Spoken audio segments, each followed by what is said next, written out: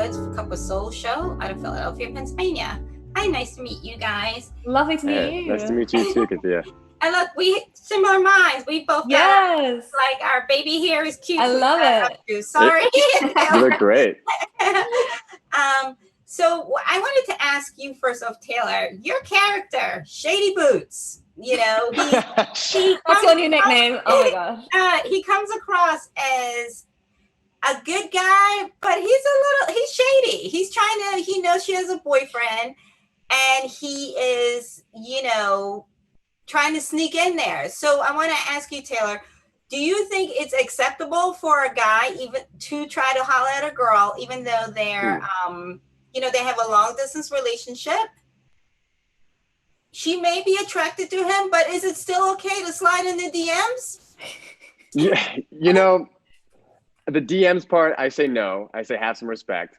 But I will say I feel like at the core of Marco, he is a genuine guy that has a lot of integrity, and he goes in doing a favor, for Lee to do this dance competition with Elle, and Elle and him don't get along. And so I find that I like that from the beginning, his intention is not, oh, I'm attracted to Elle, I would like to be with Elle. It's, all right, yeah, I'm good at this game. I could help you get some money for college. Cool. And then as they spend, 6 weeks together of hours of rehearsing, they just kind of start to have feelings for each other.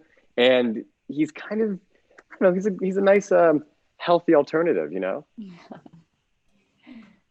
I mean, that's one way to look at it. Do you think, though, that he kind of felt he had the opening when, she inadvertently blasted out to the whole school that she thought he was cute? So did you think that was his way of saying, hey,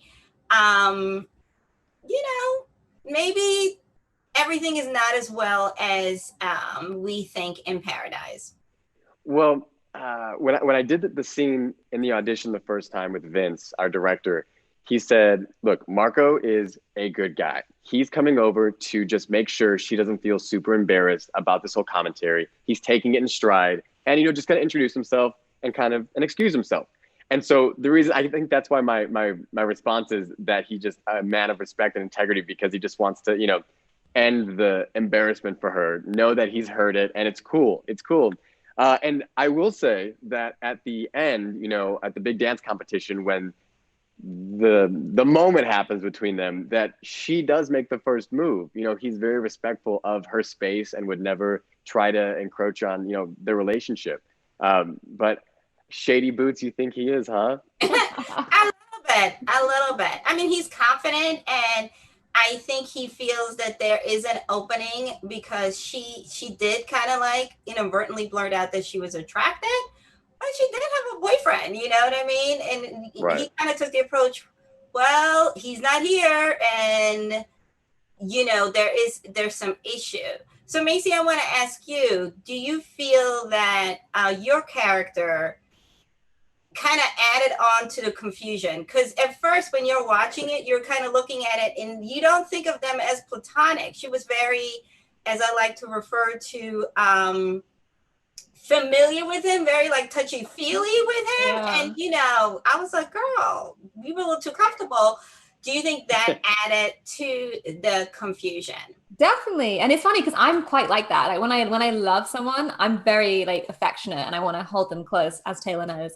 And it doesn't have to be, it doesn't have to be, it doesn't have to mean something more. I think it says more about, what society is always pitting women against each other. And we're always set up to be suspicious of, the new woman who's hanging out with our partner. When it's a shame because Elle and Chloe could have had an amazing friendship. And I think that it is a really interesting and great commentary on sort of society as well. And I think it's fun because it reels you in and then it kind of throws it on its head. I personally, when I was reading it, was unsure what the ending was going to be. And I was really relieved that it ended the way it did for Chloe. Absolutely. So here's my last question.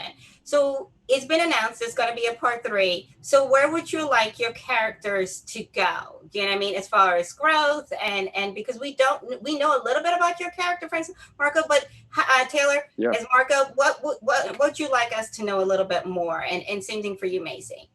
I mean, I would like to see Marco lean into his musical abilities a bit more, because he's so great and confident, like you said.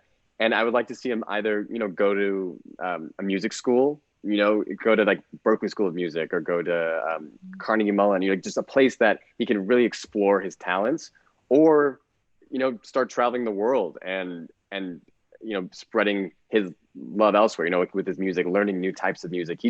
I feel like he has great things ahead for him at anything he does. Definitely. And I think with Chloe, again, I want to see more of her. I want to see more of her world, her backstory, and who she is as a person outside of this triangle. And also I'd love to see how she interacts with Elle, once the ending that happens does, what does that friendship look like? And what happens now that Elle's left high school? How does that then affect the whole dynamic between the whole group? I think there's so much that we could do with the third one. Maybe we need a fourth. Yeah. Absolutely. Thank you so much, guys. I really enjoyed it. Thank you, forward to part 3. Taylor, thank you so much. Boundaries. I love it. Bye, guys. I'll remind Marco. Bye-bye. Oh my God.